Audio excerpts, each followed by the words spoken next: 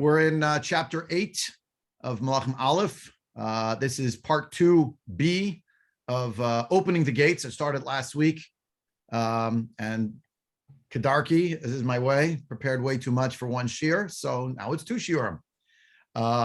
Let's learn a little bit. We're in the 8th chapter on page, if you're using the Koren Tanakh that I'm using, it's on page 414. And this is the section where Shlomo begins to speak. We'll see that there are multiple sections where he speaks. Today, we're going to focus on the first one, which we already started focusing on last shiur, which, as was pointed out to me, we learned 2 psukim. So today we'll learn 10 psukim, verse 12 till verse 21 inclusive. And then there's a space there. And then there's another section from 22 and onward.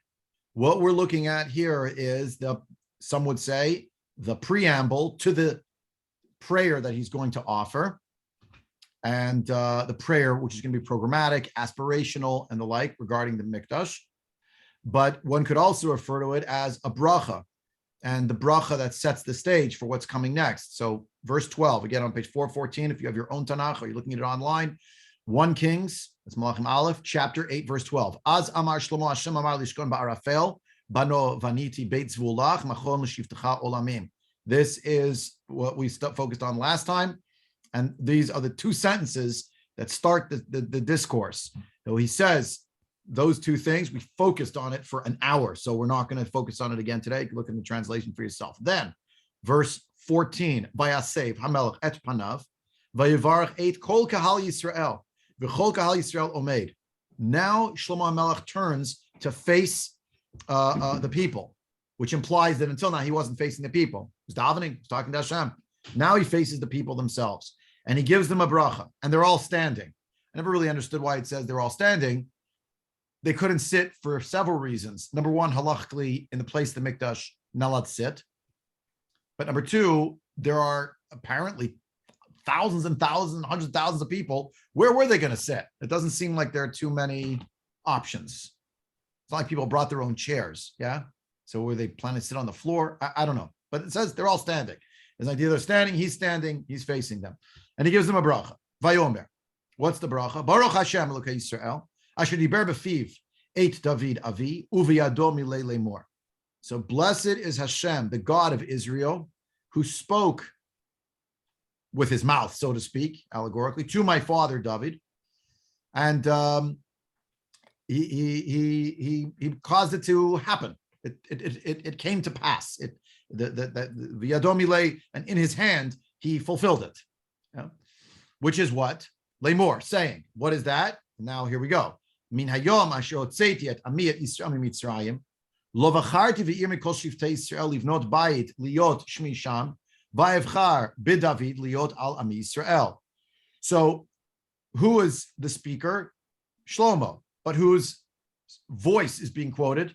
God's. It's Hashem. So we have the mention here of recognition that there was Hashem telling David, from the time that I took my nation out of Mitzrayim, I didn't choose telling Shlomo, from the time that I took the Jewish people out of Mitzrayim, I did not choose a city from all the tribes of Israel to build a house to be for my name in that place, but I chose David to be the king upon my nation Israel. Okay. Recognizing this and appreciating that he needs to explain to the people, they don't have like a news service. They know the building was happening. He has to set the frame for why it is that there's going to be, why this building was built, right? Everybody knew in the Torah, it describes the Mishkan. Everybody knew that in the 12th chapter of Sefer, which we've looked up many times, it describes when we get to the land of Israel, when there is security, right? Then you will build the house and the place that God will choose, basically, right? That God will the place where He will choose to place His name there, right? Causing His name to dwell there. Fair enough. So all of that is understood by the people when they come. But the question is for the people, why didn't David build the house? Here he was, this military power. Here he did actually conquer Yerushalayim and have it designated and. So why is it that there wasn't a house built in his time? And so Shlomo needs to explain, and the voice, quote unquote, that he's explaining it in is, let me quote to you what Hashem said. This is what Hashem said. So now, what's he quoting? He's quoting several things. First of all, he's certainly quoting what happened in the book of Shmuel, in the 7th chapter of Shmuel Bet, which we already studied in depth. Don't have time ready now to go back and read all the psukim in depth, but that's where David says to Natan, I want to build a house for Hashem, and Natan says, absolutely, go right ahead. And that night, the prophet Natan has a dream, prophetic dream. Hashem comes to him and tells him, no, not David, Shlomo. I mean, he doesn't use the word Shlomo, but he says his son is going to be the one who's going to build it, and not he himself. And Natan wakes up in the morning, but he starts explaining this to David, and so it is that happens. Now, at exactly the same time, there's another time that Hashem actually did speak directly to Shlomo, and that's already on in Perek Gimel, chapter 3 of Melachim Alef. We learned this already, but just to remind you, you can go look up the page if you like. But that's the special dream where Hashem appeared to Shlomo in a dream at night. And he said, what can I give you? And Shlomo says, I want wisdom. That's what he asks for. All right. So that he's granted that. That's a conversation, if you will, that's happening. Right. The response of Shlomo then in the morning after that dream where Hashem appears to him, is to stand in front of the Aron Brit Hashem. That's chapter 3, verse 15. Vayikatz Shlomo v'hinei chalom vayavo Yerushalayim v'yamod lifnei Aron Brit Hashem vayal olot vayas shlamim vayas mishtel lechol avodav. That's when he makes a big feast, but he stands in the Aron Brit Hashem. He's giving these korbanot because he had this revelation where the Almighty had spoken to him. So we have that episode, if you will. What we don't have, to my recollection, unless I'm forgetting, and that's why I'm flipping the pages as I speak, because this hadn't occurred to me before. I don't recall that there's another revelation where Hashem speaks directly to Shlomo and says, "Go ahead, now's the moment. Go build it right now." And you get a sense that it's Shlomo's initiative, that he decided now's the right time to do it. He took his chachma, in other words, and he built it. We don't have, in other words, Hashem telling him, now you get thee up and build thee the home that I told your father that he will not build, but you will. He understood that's what he had to do. But explaining to the people, unless there's a hit galut, unless there's a revelation, it's not listed in Tanakh, which always a question, then why isn't there? But he describes Baruch Hashem, Hashem, who is the God of Israel, and who's assembled? Israel's assembled now in front of him, right? Who spoke to my father David, and now has fulfilled it with me. And now is the recap from the time that I took the Jewish people out of Mitzrayim. You, the Jewish people, were in front of me. I did not choose any city from among all the tribes to build a house therein, that my name should dwell there in that place. But I chose David. By now, verse 17. I'm back on page 414, chapter 8 in Melachim Alef, verse 17. Vayihi im levav David avi livnot bayit l'shem Hashem Elokei Yisrael. He was with the heart of my father David, to build a house for the sake of God. Rather, the heart of my father was in the place where he wanted to build this building. And remember, if you go back to Shmuel Bet chapter 7, it is David's initiative. Hashem doesn't tell him, okay, time to build. David says to Natan, I think I'm going to build a house. And then Natan gets the dream. No. Hashem tells him no, not actually David. But that was David's desire. Now Shlomo is carrying it out.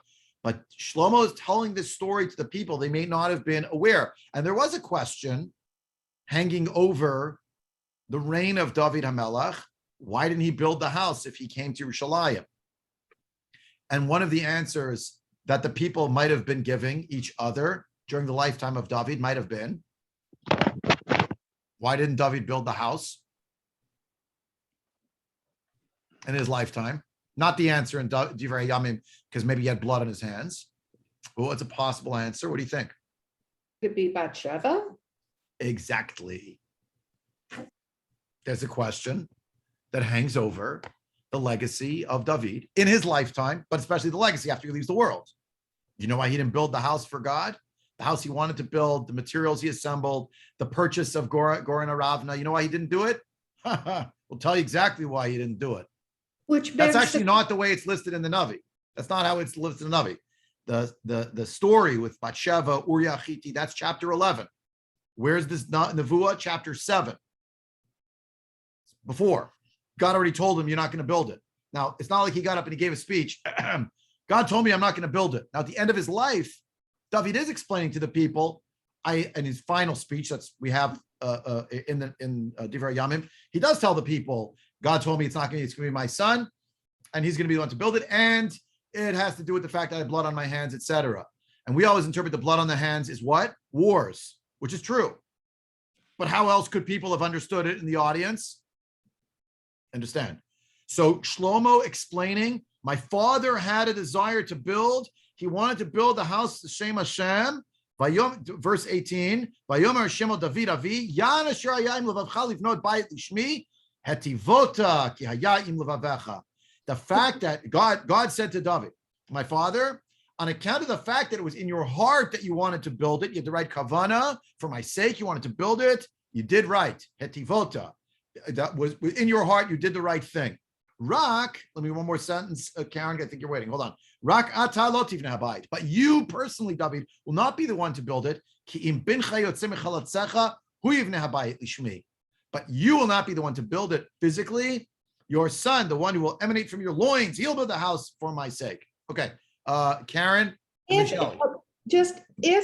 in fact the people, if there's that possibility that the people are saying David didn't do it because of Bathsheba, it begs the question how Shlomo, who is a result of the union of David and Bathsheba, of the union, is now doing this. Your question, and maybe it's some of the people's question. No, really. I mean, right? And we saw this at the beginning. Give me one more minute, Shelley. At the beginning of Melachim Alef, remember Adonijah? When we think about the story of Adonijah, we think this is lunacy. Of course, Shlomo's going to be the king. It's so obvious. Why? Because Shlomo HaMelech wrote 3 Sfarim in Tanakh. Because we're visiting with Shlomo HaMelech all the time. We visit with him on Pesach and Shir HaShirim. We visit with him on Sukkot and in Kohelet. We read Umpteen Haftorahs from the Sefer Melachim. It's so obvious. Yes. But that's because now Shlomo was chosen. Right? And again, we're always locked in because we're looking in retrospect. The story seems so obvious because that's how it played out. But that wasn't the case. And the fact that Adonijah was getting up and Bathsheba is coming running to Natan Navi, I thought you promised. I thought he promised. I thought you promised. I thought Hashem promised. Okay, we're going to have to fix this. What do you mean fix it? It should have been so obvious. It wasn't so obvious. So just to consider what that means, and the idea that Shlomo in this moment is talking about, and that's of course in Tanakh in the language department, trying to understand Tanakh in the more whatever you want to say in the school that Yeshivat Har Etzion, my alma mater, maybe not even alma mater in some way, it pioneers or champions this idea. What word comes up again and again and again and again in a paragraph? Once it hits like 4 or 5, 6, 7 times, 7 is always the magic number. Oh, this is a major theme. So of course the word bayit comes up again and again and again, house, but think about what other words are repeated in this little paragraph again and again and again, right? And you look how many times David Avi comes up and how many times heart comes up, the lave of David and lave David Avi, right? Again and again. Okay, Shelley, go ahead. Unmute. I don't hear you. Okay. Nice to see you, by the way. Hello. Okay. Hi. I see everyone, but as long as your camera's off. So go ahead. 2 questions. One is going way back into the Torah. The idea of a king and the idea of Beit Hamikdash, are they supposed to come from the people on up? We know, especially with the king business, that it's iffy whether there had to be a king or not. It's And debatable. their reasons weren't any good. So they asked for a king to be like the other nations. They could have asked for a permanent dwelling place for God a lot earlier. It should have come from the bottom up. Not only didn't it come from the bottom up, but it didn't come from Shaul in the top down either. And so that's one comment. And the other comment is, why does it say come from his loins? How can you have a son that doesn't come from your loins? I'm saying he's not adopted. Well, there wasn't any, David didn't have adopted sons. Yeah. Ala Rishon, on the first thing you said first, your point is very well taken. Debatable in halacha. Is it a mitzvah to be mamana a melech? Is it a mitzvah to appoint a king? We talked about this in depth, right? In chapter 17 of Sefer Dvarim, we talked about it, especially in Shmuel. Alef was a big question. It was a question in Shoftim. Well, did they want it? They didn't want it. They wanted to be like all the other nations. What do they mean by that? Shmuel's very critical. Remember? So yeah, for sure, there's a big discussion, and there is a mystery, which is oftentimes just answerable by saying, well, they weren't ready yet. Well, they weren't ready yet because they didn't ask for it, or they weren't ready yet because they actually weren't ready yet.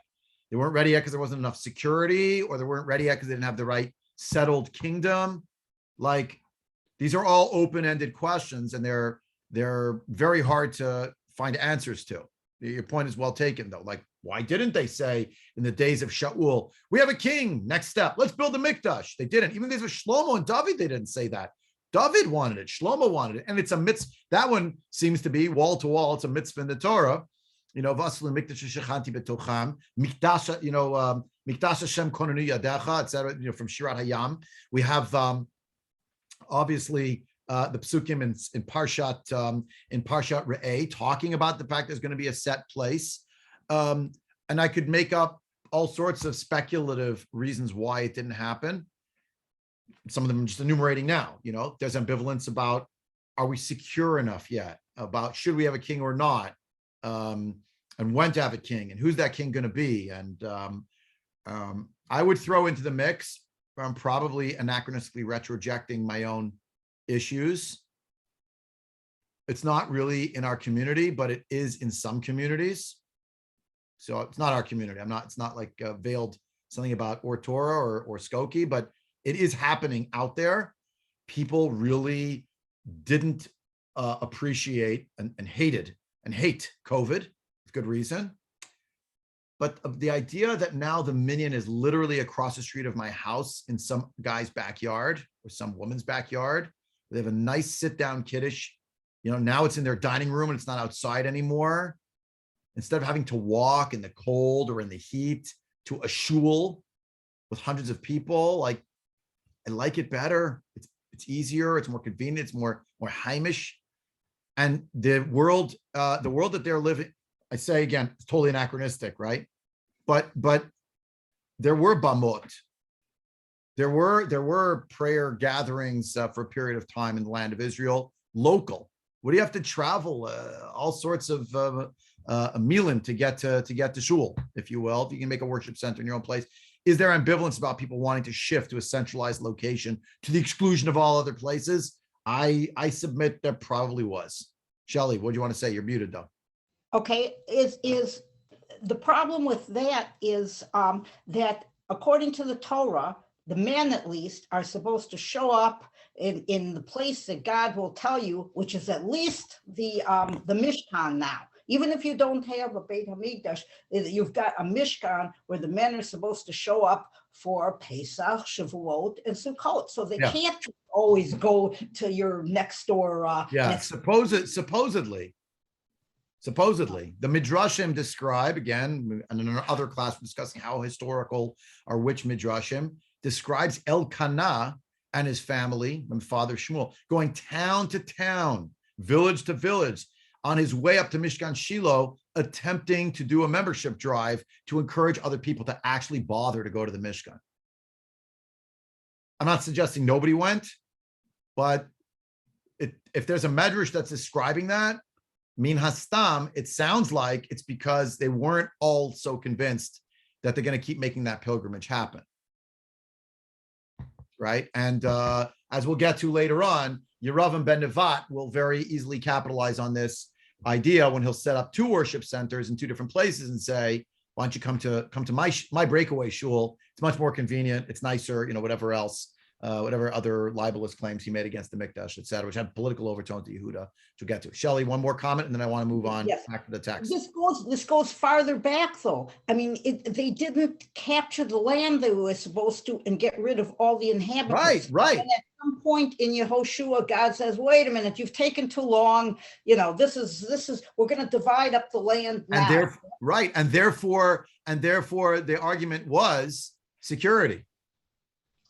Okay, but then why doesn't God in this case, one, God says time to go and divide up the land. 2, people say that it's time to have a king, even if it's for the wrong reasons. So for the right reasons, but he misinterpreted whatever it is, probably the wrong reasons at that moment. Right. At this point, God isn't talking and the people aren't talking. Shlomo's talking. Shlomo's time to talk. This is not a democratic regime where it's like vox populi, whatever the people will say and vote they want to do. Your question still stands, but no, wait, your second question just slipped out of my mind because what was the second point that you made before? You made 2 points. One was about the lack of. Oh, the loins. Oh, the loins, right. So the loins question, I want to get to Larry's question that he typed in already a few minutes ago, which is actually the thrust of our whole shiur with Larry's question. Is the question with the loins? Very simply, it's an expression. It's your son who comes from your loins. But the idea Yotzei mechalatzecha means he's your descendant, and there's something here also about the connection. Shlomo, son of David and Bathsheba. This is a legitimate child. That's me. I'm here. Let's look at it inside, but. There is a strangeness a little bit to the expression. Again, Kim bincha yotzei mechalatzecha, as opposed to what? Bincha shelo yotzei mechalatzecha, some other child, an adoptive child doesn't really exist. So what does that mean? There's something very strong here about the David Shlomo connection. Look at verse 20.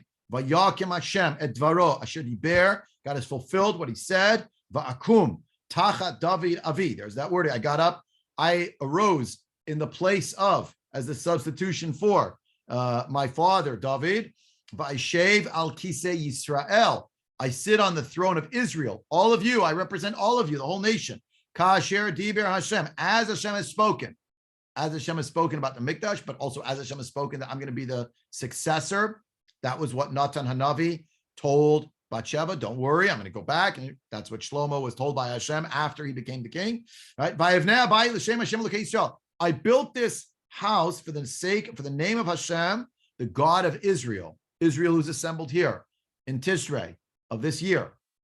Va'asim sham makom la'aron asher sham brit Hashem asher karatim avotenu v'otzio otam me'eretz Mitzrayim.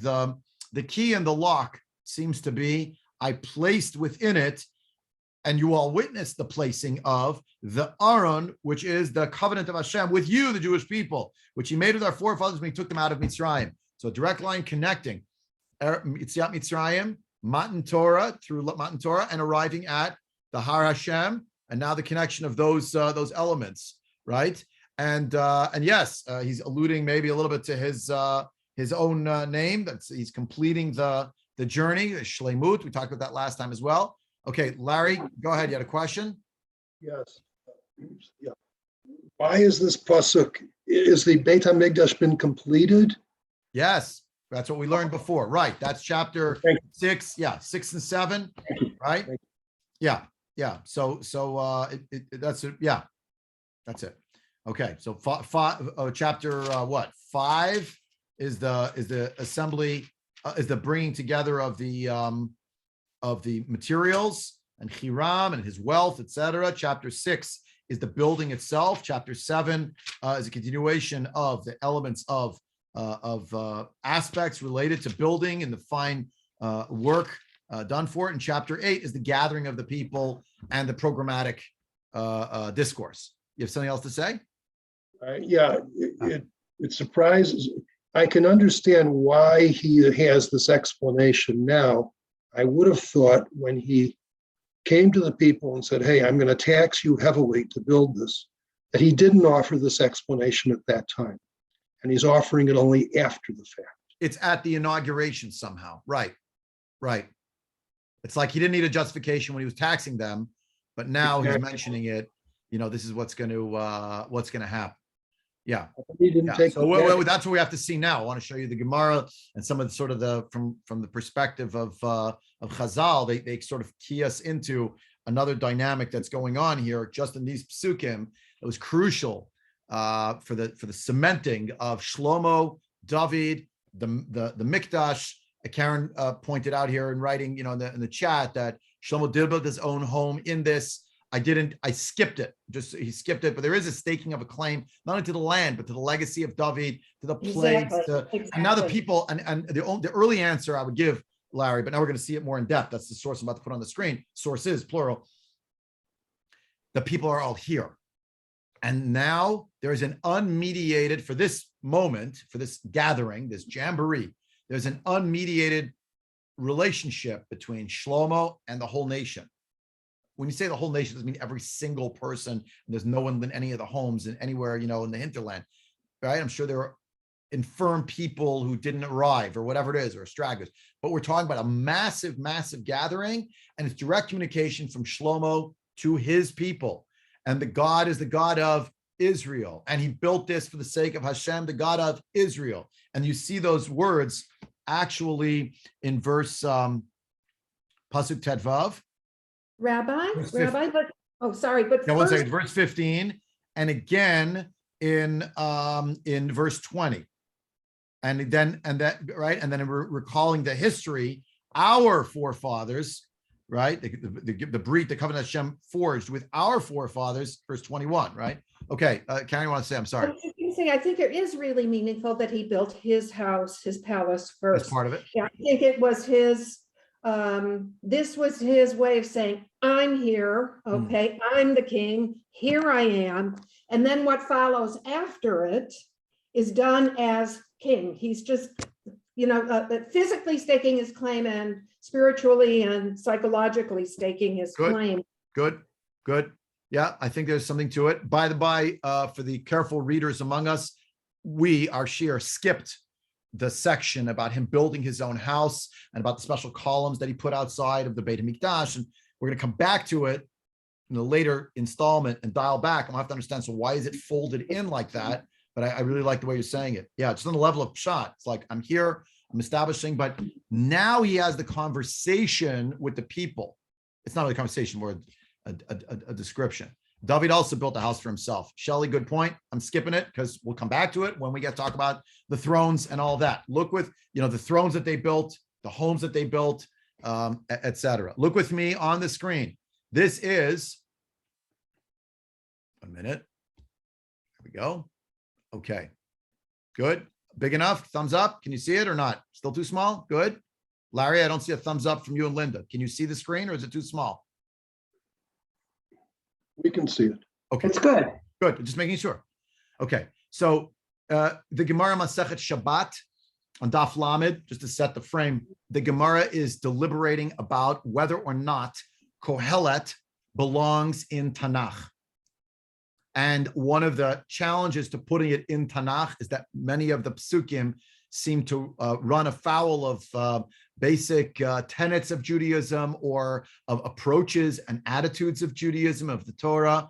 In the end, the Gemara says, no, it does, of course, belong, and it's written up in Ruach HaKodesh, and we're going to admit it and the like, but it's sort of like a discussion. So one of the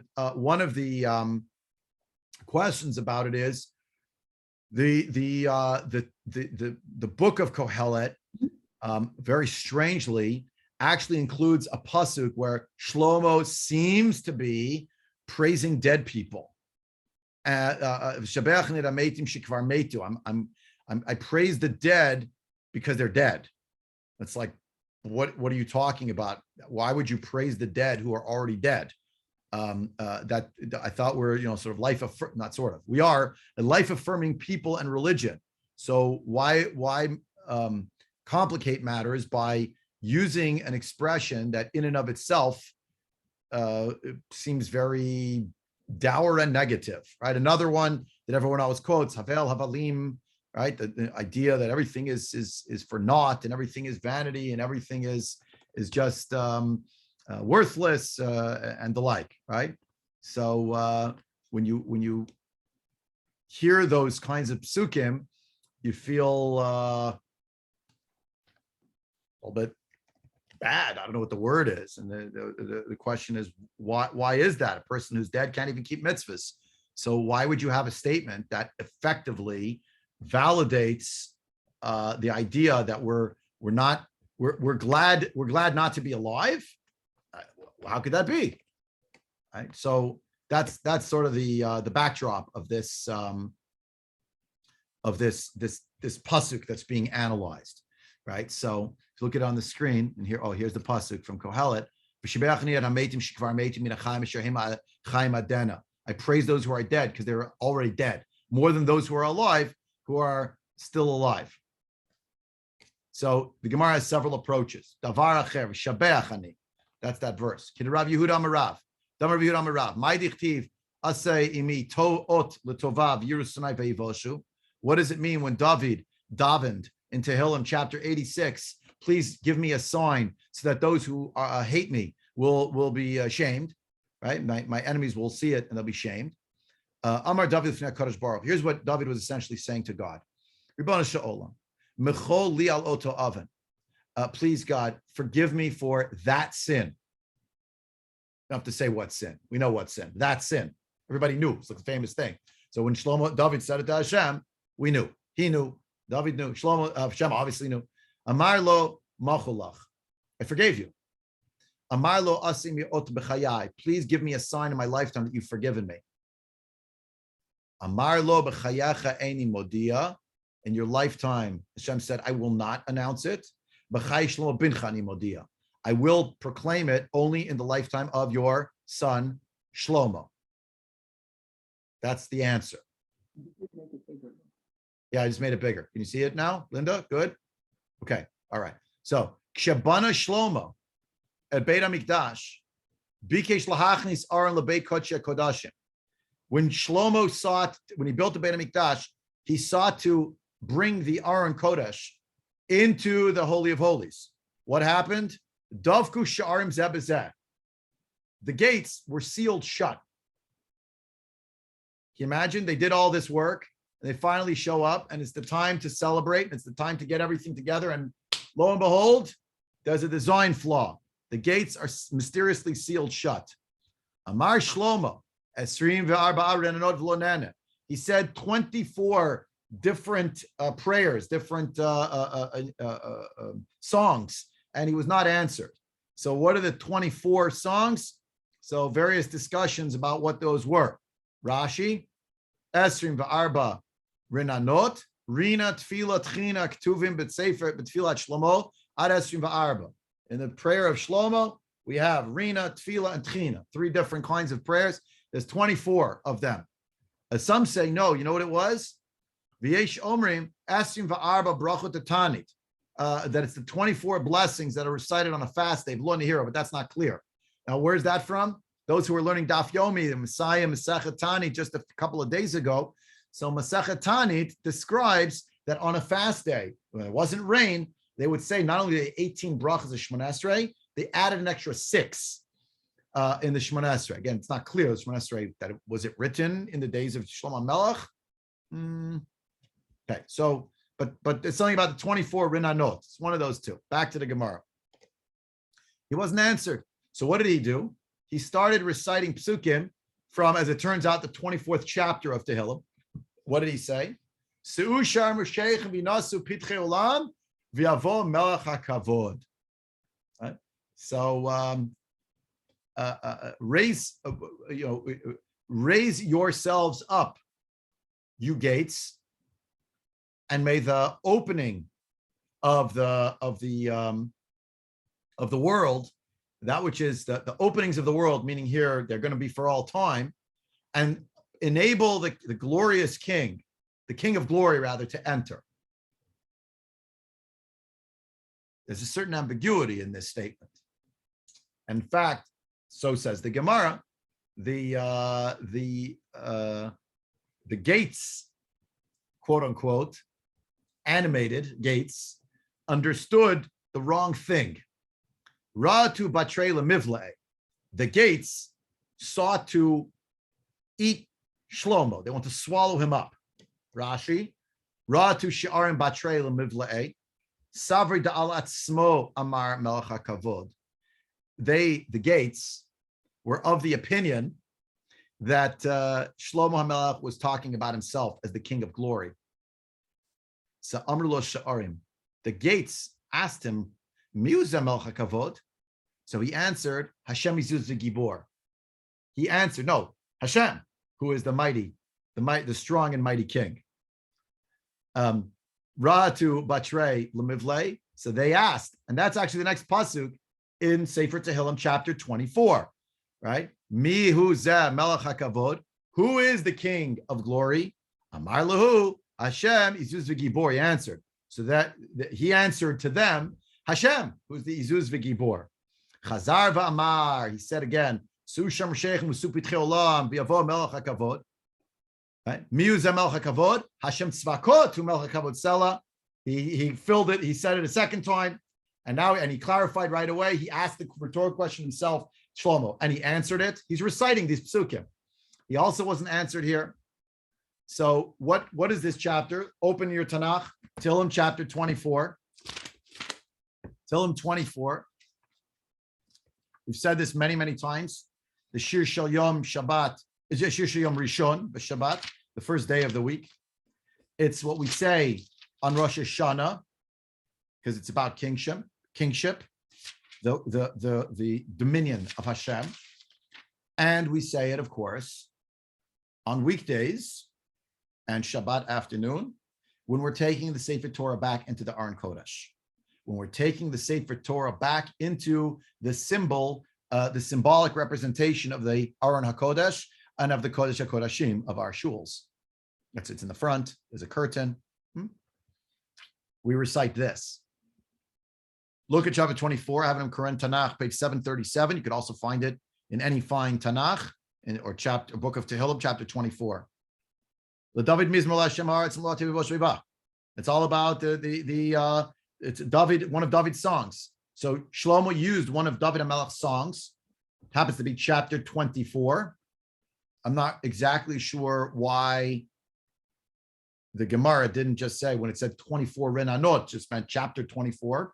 But apparently not. According to Rashi, the read of the Gemara is it's the prayers of Shlomo that involve different types of prayers and petitions, supplications, and wailing and song. And the other possibility that it has to do with some kind of prototype of the Amida that would be written only later by the Anshe Knesset Agdola. Don't know. Look there at verse 7 through verse 10 in chapter 24. Those are the psukim that we read, that David HaMelech had already written. But the Gemara makes from it what? A dialogue between the gates. David is speaking poetically to the gates, poetically and prophetically, and as much as he wrote, of course, Al Pi Ruach HaKodesh.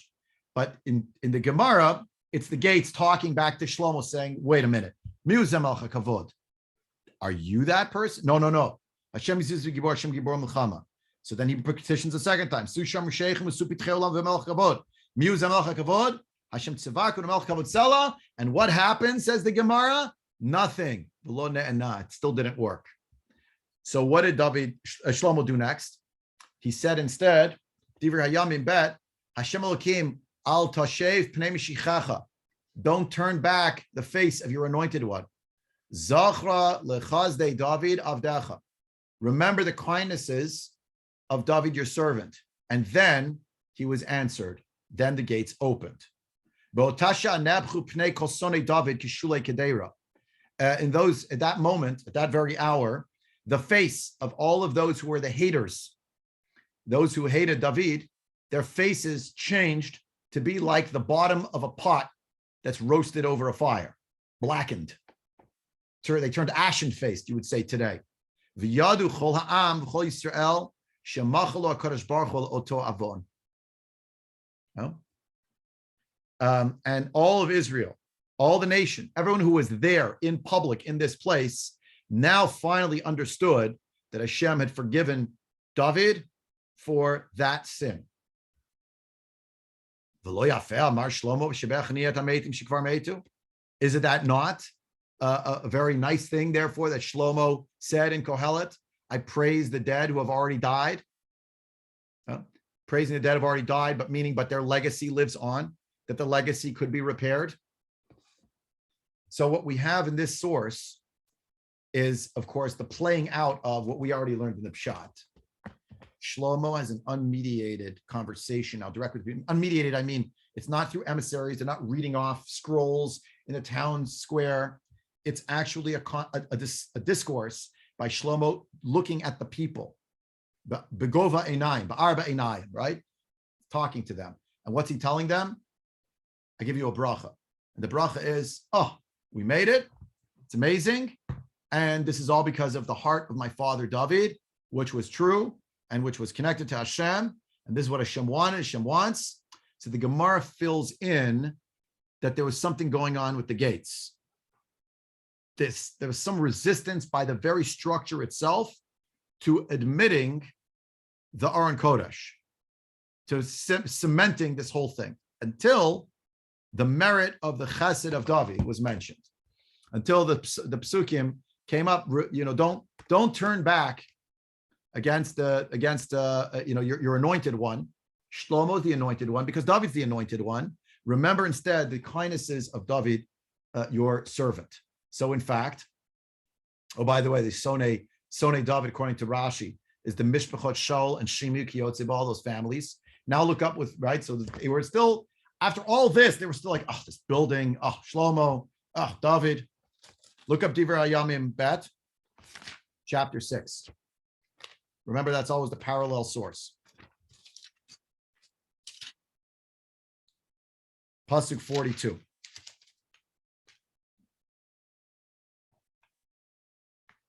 And we have a version of this from that we say every time we put back a Sefer Torah, which we're familiar with, which we'll look up shortly. But Pasuk Mem Alef and Mem Bet. The Ata, this is at the end of the prayer of David, of Shlomo, excuse me, at the inauguration of the Beit HaMikdash. The Ata, Kuma Hashem Elokim Linuchecha, Ata va'Aaron Zecha, Kohanecha Hashem Elokim Yilbashu Teshua, V'chasidecha Yismechu Batov. Hashem Elokim, Al Tashiv Pnei Meshichecha, Zachra Lechazdei David Avdecha. Remember the kindnesses of your servant David. Okay, let me pause here for a minute. Questions, comments, complaints, any of those? Are you following what's going on? And how this was woven into the story, that it's like the gates themselves, like, nope, we're not going to, oh, but the Chazdei, okay, the Chesed of, okay, Hashem, there's an appeal. Yeah, Helen, go ahead. Good morning. Yeah. Go ahead, please. Okay. The first thing is about kingship. We go back to Devorah's song, and she's very aggravated that the tribes didn't come to help her, that several of the tribes. And we see that all these previous Shoftim and everything really did not work very well. Unfortunately, and then Kahuna and Nevi'im also show a certain separation of church and state, that they don't have the power to do judicial Supreme Court kind of things that a king would do. And we learn another lesson. If we're asking for a prayer to help us, always put the zchus of this important tzaddik you have in your life to stand at your side while you're asking for this prayer. And so till he didn't mention David HaMelech, his prayers were of naught. So that's my story. Fair point. I mean, fair point. So you always have to bring along your love tzaddikim with you when you make a prayer. Very good. And yeah. I'm about to show you a medrash in that vein. Okay, anybody else want to say anything? this could be considered self-serving on the part of Shlomo. To Meaning, mention his father and all of that. I mean, like cementing his power as opposed to, look at, I'm even making you, I'm David's son and God's forgiven him and everything's great. And I'm building this wonderful, okay. incredibly expensive temple, and you should appreciate it, and you should appreciate me, and look at how wise I am. Self-serving. Yacholiot. But again, that's a very pejorative way of looking at it. I would venture, actually, here Shlomo has, this is what I keep saying again and again, he has the people's attention. They're all here. It's like the greatest moment. And there's a fly in the ointment, according to the Gemara. It was, oh my goodness, it's falling to pieces. Why isn't this working? There must be something wrong. You know why it's not working? Must be because really that's a bad, we might say in a secular vein, it's a bad omen in quotation marks. People are all murmuring. But then when Shlomo invokes his father's legacy, that's what opens the gates. On the level of Pshat, I'm not here doing this in my own initiative. You know whose initiative it was? It wasn't really your initiative, dear Klal Yisrael. It was my father, David. And when no one else is interested, he was still thinking about it, dreaming about it. It's not going to be him to build it, but you should recognize how wondrous it is that we're here today. And the Gemara fills in, and that's what opened the gates. Remember the Chaz de David Abdecha.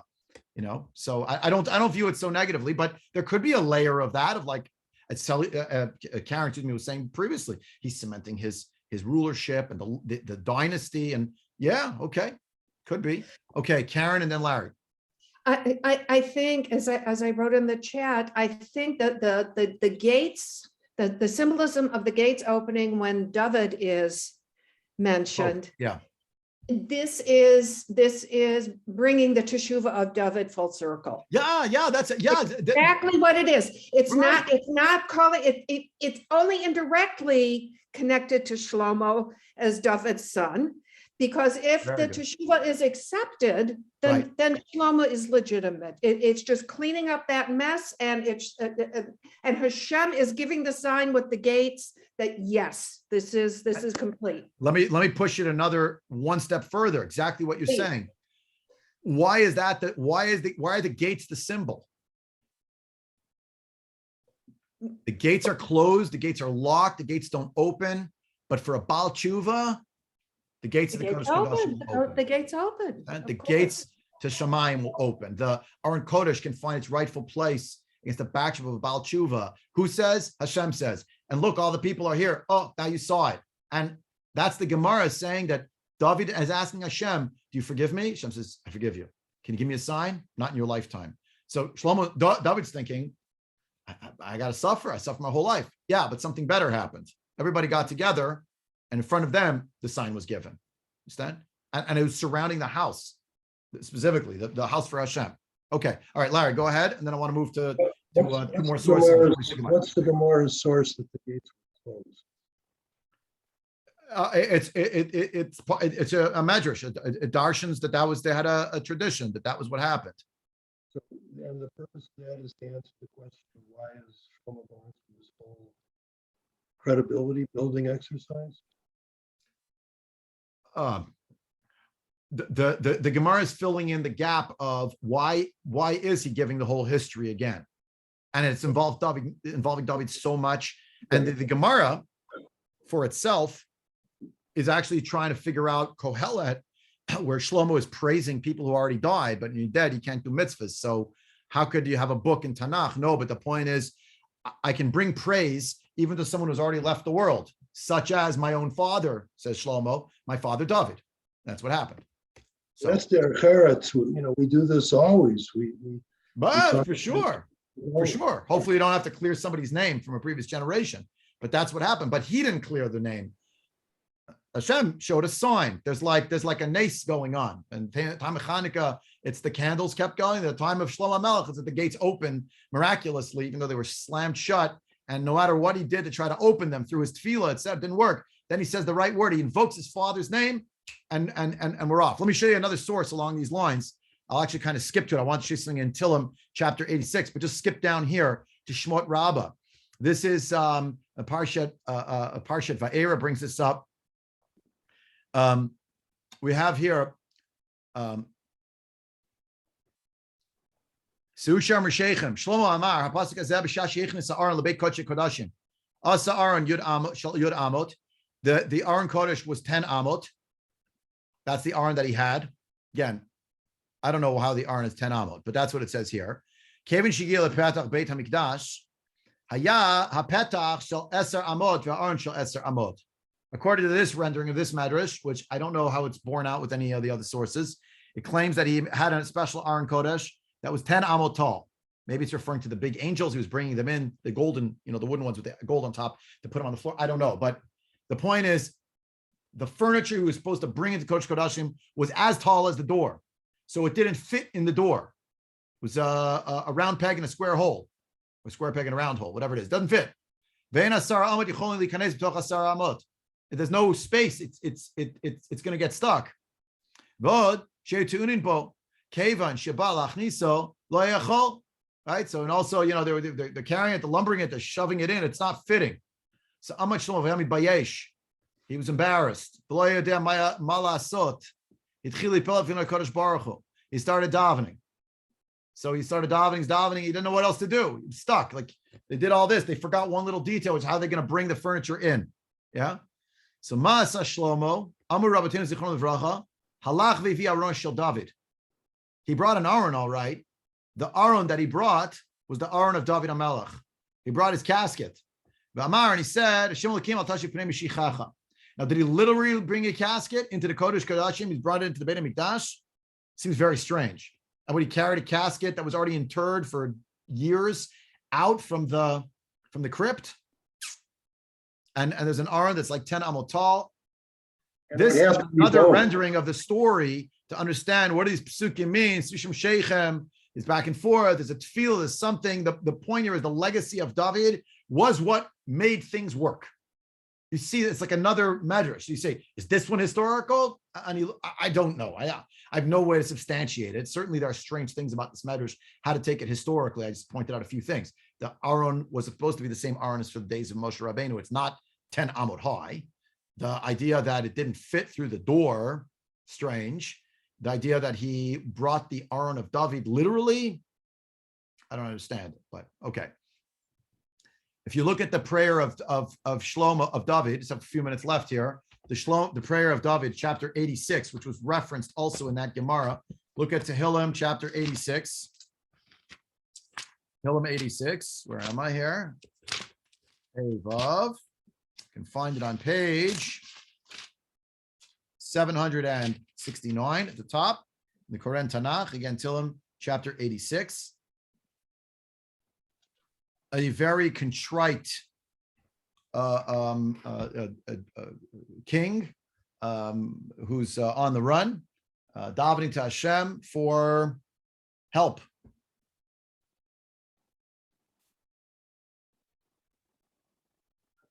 And when you look at this parak, I'll scroll back up here. It's quoted here in the Gemara. What does it mean in Tehillim? It says, "Asa imi ot l'tov of Yerushalayim ve'yivoshu," right? Which we have in the parak, the last verse, verse 17. According to the Mefarshim on this parak, the Radak says, I'm just muting you again, Larry and Linda, because there's some distortion on the line, but feel free to unmute if you want to talk. Tefillah David, Hita Hashem, says the Radak, Zeh mizmor chibro David be'odenu goleh borech mipnei Shaul. He was running from Shaul when he wrote this prayer, according to Radak. V'har Tefillah David, Zu sheitpalel lekel yitbarach, shishmerav yishyehu miyad mevakshef nafsho, v'mar ki ani ve'evyon ani, hakefel lechazek. It doubles the language. I'm poor and destitute because I'm on the run and because I'm so aggrieved. Vikara atzmo ani ki ani haya. He called himself poor because he was poor. He had no food wherever he went. He was begging for food because he was living as a fugitive. People had to help him. Remember?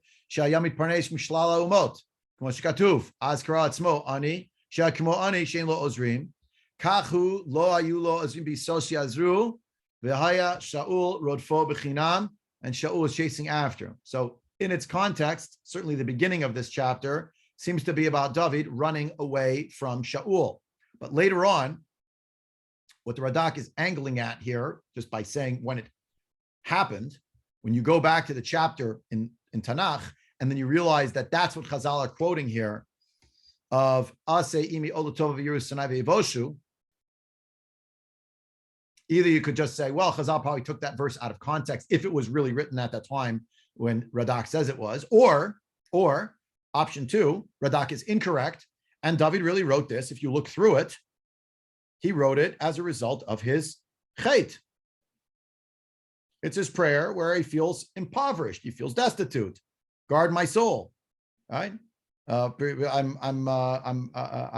trying. I want to be saved. I'm trusting in you. I call to you all the time, right? And you are good, meaning benevolent, and you are forgiving.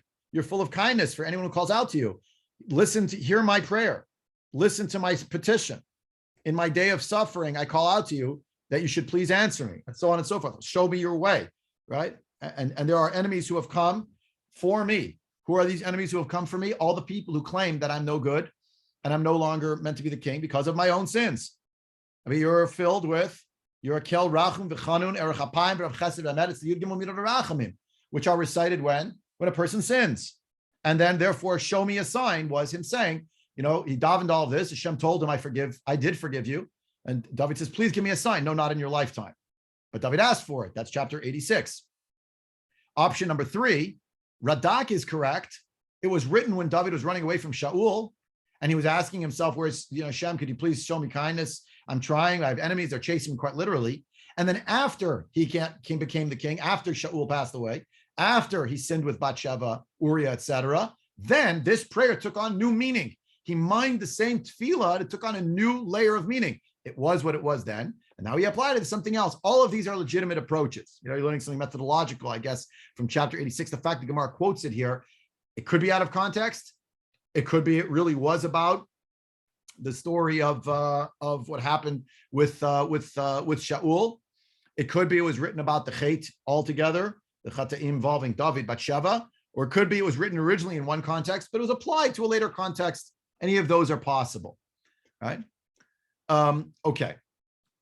Last thing to see today, and we're going to close out this this shir and this section of the parak, and then we get together again. Can I do one more interruption? So by sorry. all means, Helen, please.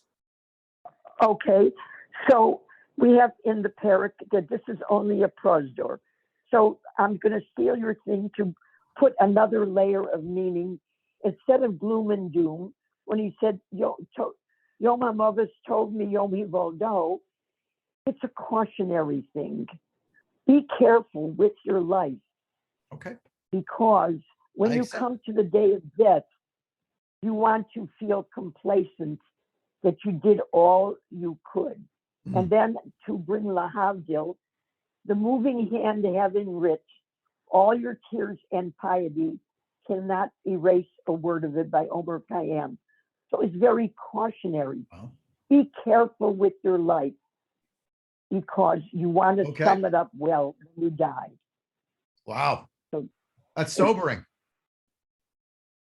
Right. But appreciated nonetheless. Let's look at one last source, the Meshech Chochmah. Of course, it's not really one source, it's like 2-3 sources, because you have to understand Meshech Chochmah is talking about. The Haftorah for Parshat Pekudei is what we're reading now. So Parshat Pekudei, the end of the book of Shemot, the completion of the Mishkan, the Haftorah that goes with it is this.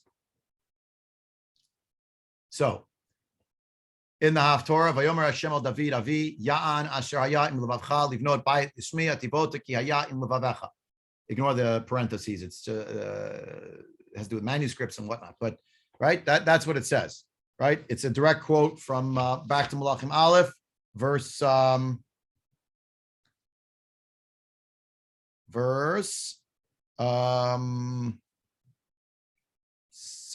18. Now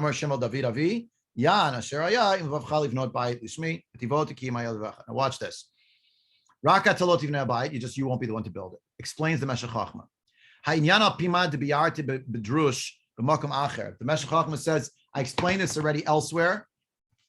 Where's the elsewhere? The elsewhere is back in the book of Shmot, in the story at the Snat. He has a whole essay there. And he explains it a little bit in shorthand here. Desover Rabbi Chaim Cohen, and the Gemara Megillah, one of the Balei Tosfot, in my recollection. Dal habayit ein makrivin, mikol makom bambat asurin. There's a Gemara in Masechet Megillah, which is now the Daf Yomi, so they'll get to it in a few days, that even though there's no Beit HaMikdash, or while there is no Beit HaMikdash, even though there once was, we're not allowed to go up to the Har HaBayit to just build an altar and start being makriv korbanot. But at the same time, we're not allowed to go back to building little altars in backyards or what have you. The bamot, the high places, means these smaller community or household altars. But Tama Pirashti, I explained the rationale for this already. Why? And he explains this samuni banacha kechulda hadar beikare batim. Your children have already made me like there's a quote from a Gemara in Pesachim. Your children have made me like the weasel that lives in the holes of the house. What does that mean? He explains. Meshech Chochmah explains. That once the Shechina got to the place of the Makom HaMikdash, even if the Beit HaMikdash is destroyed, still the divine presence dwells there in the ultimate of hiddenness. K'de'ita b'Zohar HaKadosh, the Yanka b'Ashmur Gimel, the Zeo HaGalut. Okay, it's quoting from the Zohar HaKadosh, whatever it is.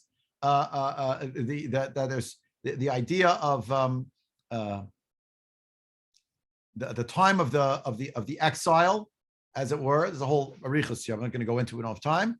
But Ad She'ofiya Or Hashem Le'ein Kol B'Meher B'Yameinu. So the idea that once the destruction of the Beit HaMikdash happens, there's still going to be the divine presence that's in the place of the Makom HaMikdash, but it's hidden to such an extent that we are not allowed to just decide we're going to build altars there in the absence of a Mikdash. Okay. Ubamot Asurin. But at the same time, you can't make a Bama elsewhere. The Ha Behelem Kadosh Habayit Kmoshaya. That even though it is missing or hidden, rather, Helem is something that's hidden or concealed, nonetheless, the sanctity of the house is as it was, even when it stood. And the reason for this is we know what Chazal explained in the Gemara in Sota about the concept of into the ground did your gates sink? Again, with those gates. Sha'arim Shel David. The gates of the Kodesh Kodashim, the gates of the Mikdash, were built by David. Because David was involved, the Gemara says, the enemies never got to them. And therefore, when the Beit HaMikdash was destroyed, the gates somehow sunk into the ground. Gemara in Sota, that was quoted here by the Meshech Chochmah. I gave it to you in the middle. What does that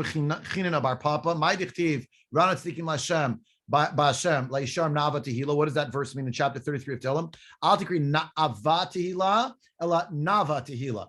Navet tehillah means the place is worthy of praise. What does that mean? Says the Gemara, Zemoshe v'David, shalshaltu sonehem b'ma'aseihem. This refers to David and Moshe, where their enemies never got a hold of anything that they themselves made with their own hands. They could never get their hands on it. With regard to David, that's what it means. Tav'u ba'aretz sha'arei Moshe da'amarmar, as it says, mishenivne mikdash rishon nignas ol moed krasav uvrichav mudav adanav. When the first Beit HaMikdash was built, the parts that were left from the Ol Moed that were no longer being used, the boards, the hooks, the joints, the middle bars, etc., the pillars, all of that, where did they go? Amar Rav Chizda, Amar Avime, Tachat Mechilot Shel Heichal. They're in the tunnels under the sanctuary. Are they there until today? They're hidden. They're somewhere there. So say Chazal. That's what Moshe built. Was never destroyed. The enemies never got to it. It's hidden. What about what David built? What did David build? He didn't build the house. What did he build? He built the gates. The gates, you say? Remember we just had a story about gates? That was the symbol of David in the Mikdash because that's what he built.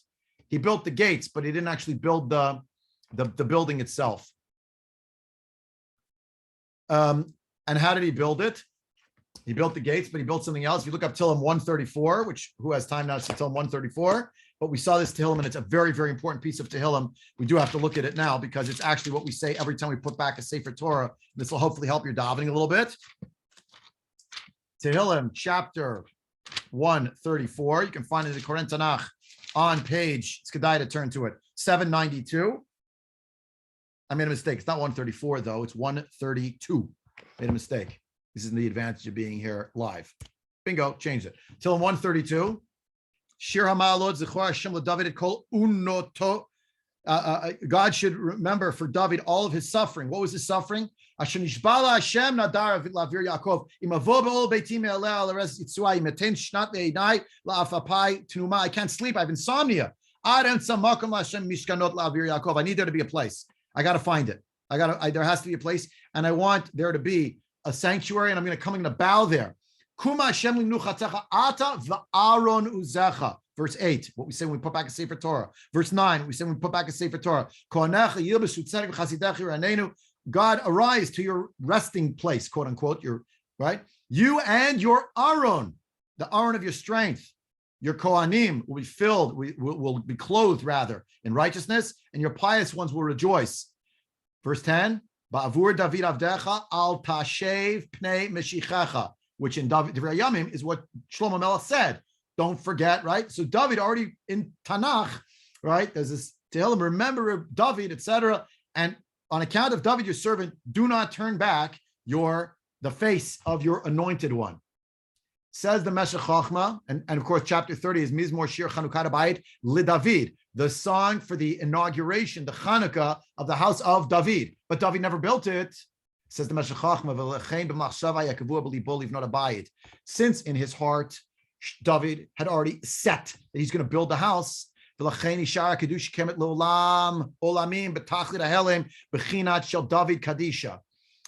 says the Kohen from Davinsk, the house and the place would retain their sanctity regardless of whether the actual building is standing. It would stand in a hidden way, in the way of the mind having been set up already in its sanctity by who? David Kadisha, in the manner of the holy David, Heilige David, Hamelach.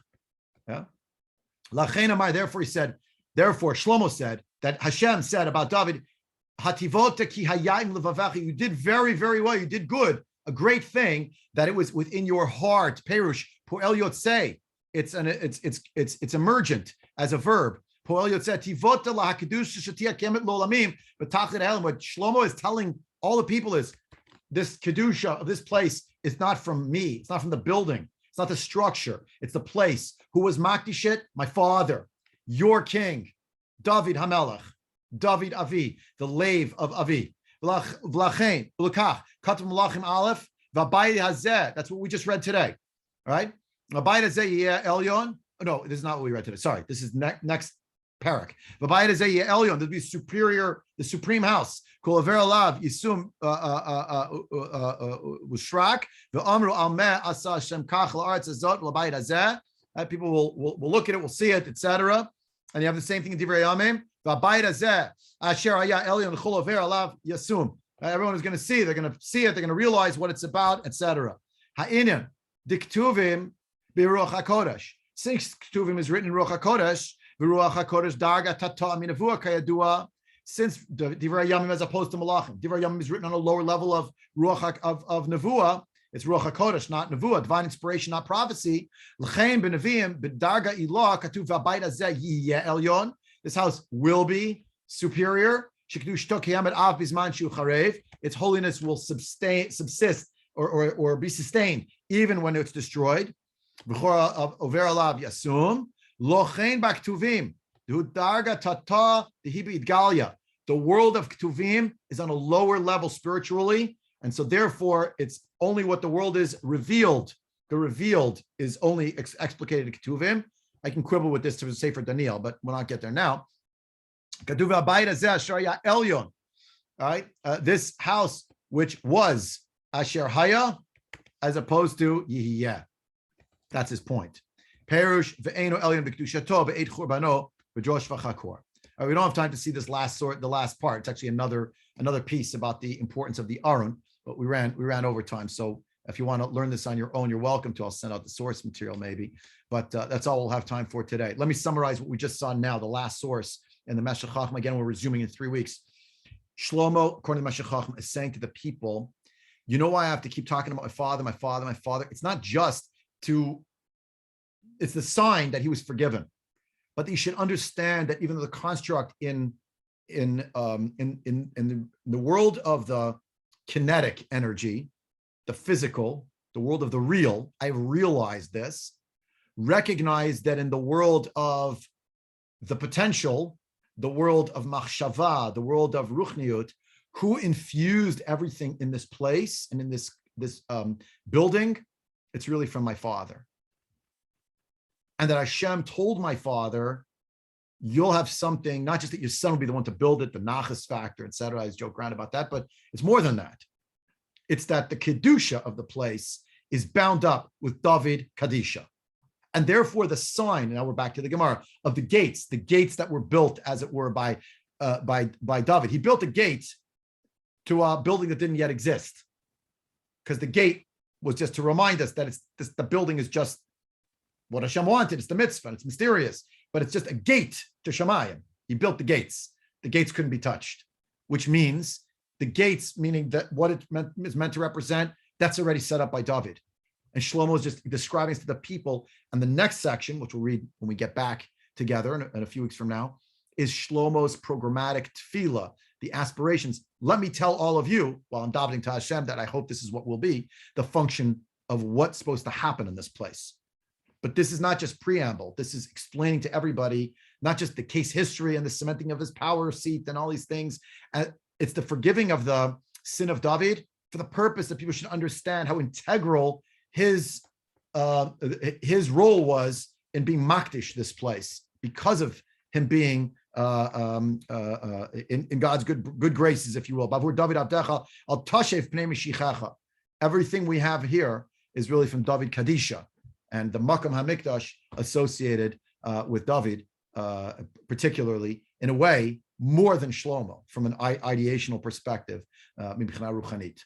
Okay, so once we understand all of this, we can understand what it means that we hold in our hand a siddur, where we're talking always about the tefillah of David and David and David and David, and the why Chazal described it in the Merkava Lashchina, the divine chariot, this mystical vision. You have the Avram, Yitzchak, Yaakov, and the fourth one, Davka, is David. He's the one who builds the gates. He's the one who's makdish, the Makam HaMikdash. And it's his tefillot that we're oftentimes reaching for and reciting. Adkan for today. It's all we have time for. Whichever one, great day, a great couple of weeks ahead.